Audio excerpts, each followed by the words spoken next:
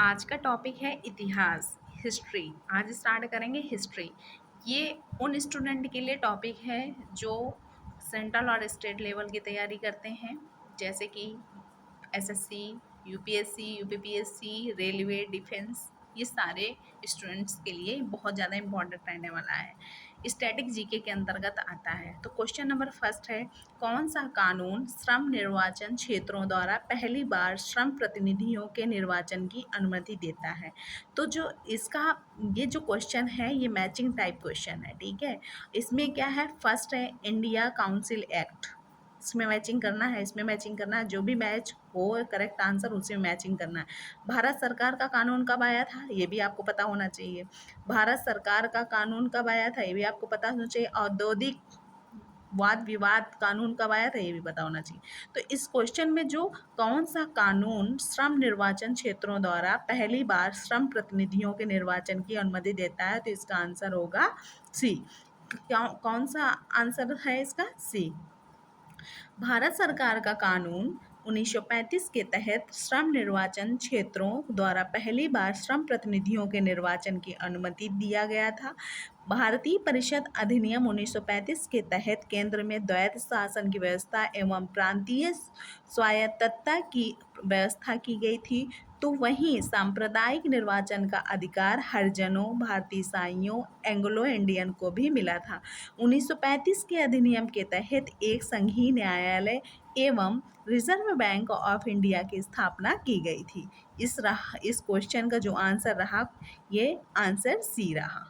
क्या होगा, भारत सरकार का कानून 1935। नेक्स्ट क्वेश्चन की बात करेंगे तो इसमें नेक्स्ट क्वेश्चन का है, भारत में प्रथम आधुनिक व्यापार संघ कौन सा था और यह कब सत्ता में आई थी?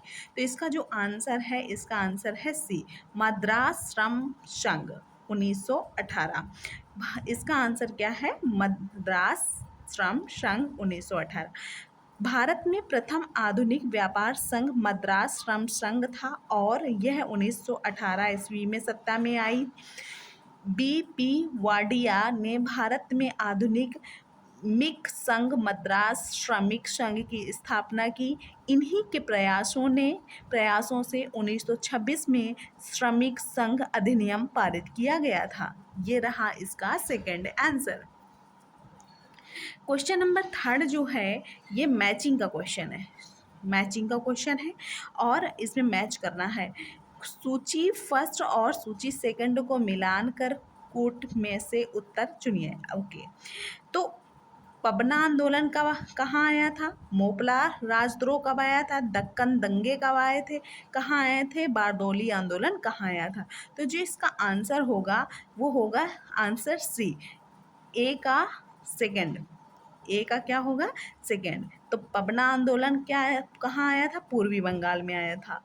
और इसके बाद में बी का फोर्थ होगा, मोपला राजद्रोह कब आया था, मालाबार में। मालाबार कोस्ट कहाँ लगता है, केरला वाला मालाबार कोस्ट लगता है, ठीक है। मोपला राजद्रोह केरला में, जो कि मालाबार कोस्ट में आया था। और इसके बाद में जो दक्कन दंगे हुए थे महाराष्ट्र में हुए थे और बारदोली आंदोलन जो हुआ था वो हुआ था गुजरात में। बारदोली आंदोलन कहाँ हुआ था, गुजरात में। तो इसका जो आंसर होगा वो सी होगा। पाबना आंदोलन 1873 से 1876 ईस्वी पूर्वी बंगाल के पाबना जिले में प्रारंभ हुआ था। यह आंदोलन जमींदारों के विरुद्ध किया गया था। इस आंदोलन के महत्वपूर्ण नेताओं में ईशान चंद्र राय एवं शंभुपाल आदि थे। मोपला विद्रोह केरल के मालाबार क्षेत्र के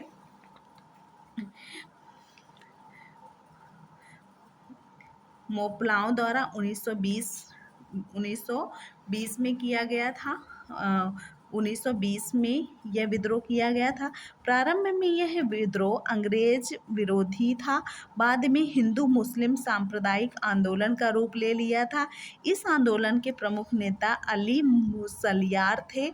दक्कन विद्रोह 1874 ईस्वी से 1875 ईस्वी में महाराष्ट्र में प्रारंभ हुआ था। किसानों की स्थिति में सुधार हेतु 1800 1979 में दक्कन कृषक राहत अधिनियम की घोषणा की गई थी।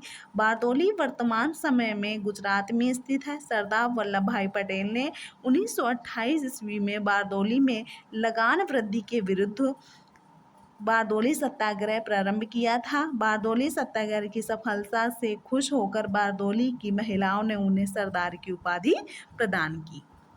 ठीक है, समझ आया।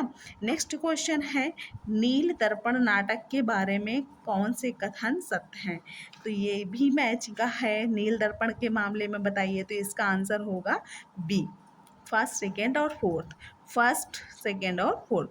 तो यह 1860 में लिखा गया था नील दर्पण नाटक, और इसके लेखक प्रेमचंद थे, ये भी सही है। और इसमें यूरोपियन इंडिगो खेत के मालिक द्वारा बंगाल के खेतिहरों का उत्पीड़न दिखाया गया है। नील दर्पण नामक नाटक के लेखक दीनबंधु मित्र थे। कौन थे? दीनबंधु मित्र थे। समझ में आया? इसमें प्रेमचंद्र नहीं थे, ये आपका गलत है। दीनबंधु थे, 1860 में आया था। यूरोपियन इंडिगो खेती के मालिक द्वारा बंगाल के खेतिहरों का उत्पीड़न दिखाया गया है। नील दर्पण नामक नाटक के लेखक दीनबंधु मित्र थे। यह पुस्तक 1860 ईस्वी में लिखा गया था। इस पुस्तक में यूरोपियन इंडिगो खेत के मालिक द्वारा बंगाल के खेतिहरों के उत्पीड़न के बारे में पता चलता है। इस आंदोलन की शुरुआत दिगंबर और विष्णु विश्वास ने की थी। इस आंदोलन की सर्वप्रथम शुरुआत सितंबर 1859 में बंगाल के नदिया जिले के गोविंदपुर गांव में हुई थी। ठीक है, नेक्स्ट क्वेश्चन है हमारा। नेक्स्ट क्वेश्चन क्या है, कब और कहाँ अखिल भारतीय किसान सभा बनाएगी? तो इसका आंसर होगा डी, 1936 में।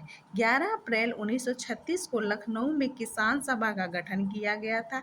इसके प्रथम सम्मेलन की अध्यक्षता स्वामी सहजानंद सरस्वती ने किया था। इस संगठन का मुख्य उद्देश्य था किसानों को आर्थिक शोषण से मुक्ति दिलाना। तो आज का यह टॉपिक है। धन्यवाद।